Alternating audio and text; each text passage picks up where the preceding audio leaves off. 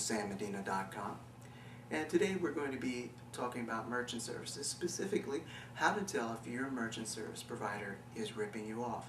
Now I know that's kind of a harsh term, but in this industry sometimes some companies have a tendency to charge a little more than they really need to, and to insert some charges that don't really belong there, that aren't necessary. We're also going to go over some ways to make sure that you're getting the best possible value and what to look for in a merchant service provider if you need to make a change. That being said, the first thing you want to look for if you're trying to keep your current provider honest is look for things in your statement that sound a little vague. Things like miscellaneous credit adjustment fee, terminal maintenance fee, adjustment fee, things like that. Anything that sounds vague could be something where they're just charging you to charge you. So you want to watch out for that. The second thing you want to look for is what I call teaser rates. Sometimes a company will offer you a pretty good rate to begin with, and then they don't deliver, or they actually deliver the rate just like they said, but then they make up for it with other charges that bring you up to back to square one, or little by little they start increasing your rates as time goes by. That's something you really want to watch for, and it does happen pretty often. Another thing you want to look for is you want to keep a good eye on your monthly minimums.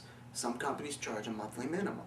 If that monthly minimum is more than, let's say, $10, they're probably charging you a little extra, because the minimum is really in place to cover their costs. There are real costs in providing merchant services to a small business or a large business. There are costs, but the costs are not that high. If the monthly minimum is $30 or $40 or $20 or $25, then there might be a little something extra on there, so you want to look out for that. Another thing that I tell people to look for is look for your cancellation fees. If you're looking for a new merchant service provider, if you don't have one and you need one, find a company that does not charge cancellation fees. Nothing screams, "We don't provide great service," louder than a cancellation fee. A cancellation fee, to some extent, it is used to defray the costs of unloading a client who wanted to terminate their service for whatever reason. Sometimes it wasn't because the service was bad. It's, the business went under, the business, was sold or whatever.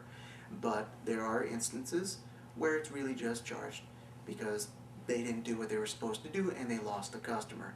The fact that they didn't serve you enough to keep your loyalty is not your fault. So you shouldn't be getting penalized for that. So watch for one that doesn't, because sometimes a cancellation fee can be $400, $500, $600 or more, and in some cases they will actually try to tell you that your cancellation fee is equal to the months you have remaining times the average amount billed to you every month. That's absurd, and some of them will actually try to get away with that. I know of one situation where they tried to bill the client $48,000 to cancel their contract because they had 24 months left and their average bill was $2,000 a month. That's not something you have to put up with. It's a bluff on their part. They're trying to see if you'll actually pay it. Refuse. And if they do try something like that, you can actually invoke what is called the Code of Conduct. They cannot do that under the Code of Conduct.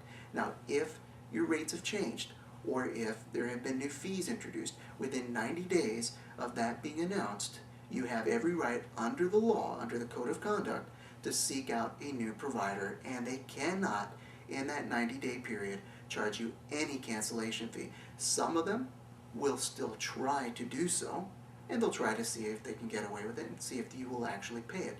But you do not have to pay that. Now, the next thing you want to be looking for when you are looking for a merchant service provider or looking to make a change is find one that has what I call the human factor. Do they have 24-hour service all year round? Is that service available in more than one language? Sometimes some business owners are more comfortable speaking in another language. Some companies do have that service available where it's 24 hours a day, 7 days a week, all year round, holidays and everything, so that no matter what time of day or what day of the year it is, when you have a question, a concern, or complaint, or problem or any kind of issue, you can reach somebody.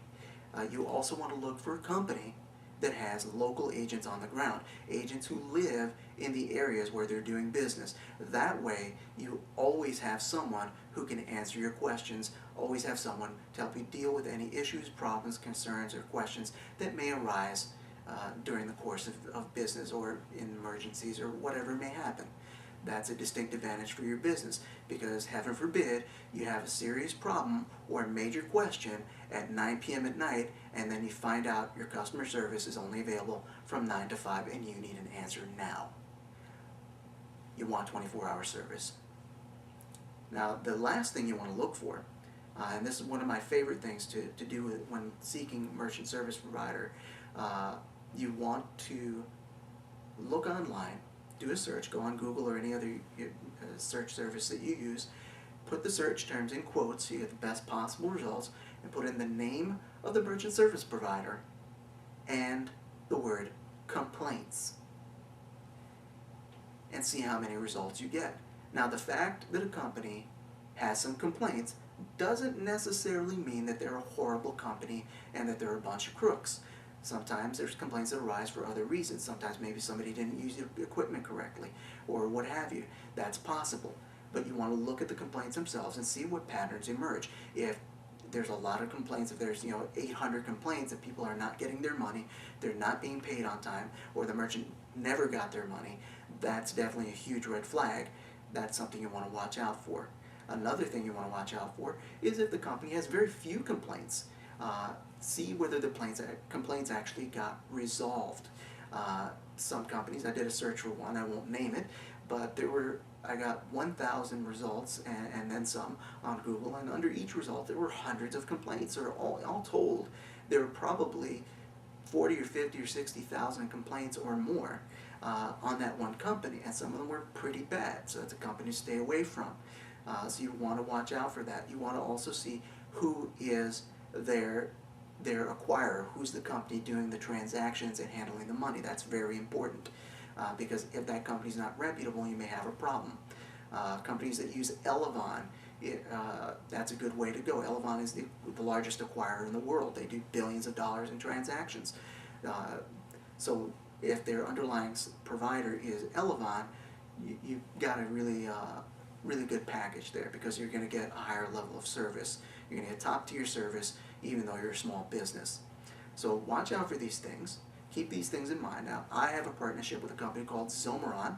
They are the largest merchant service provider in Canada. They use Elavon as their underlying acquirer. In the whole history of the company, they have had 2 complaints, both of which were resolved. So whether or not you choose to contact me over at sammedina.com or not, use these tips to make sure that you're getting the best possible value for your dollar. Meanwhile, have a great rest of the week. I'm Sam Medina. Check us out over at sammedina.com. Thanks for watching.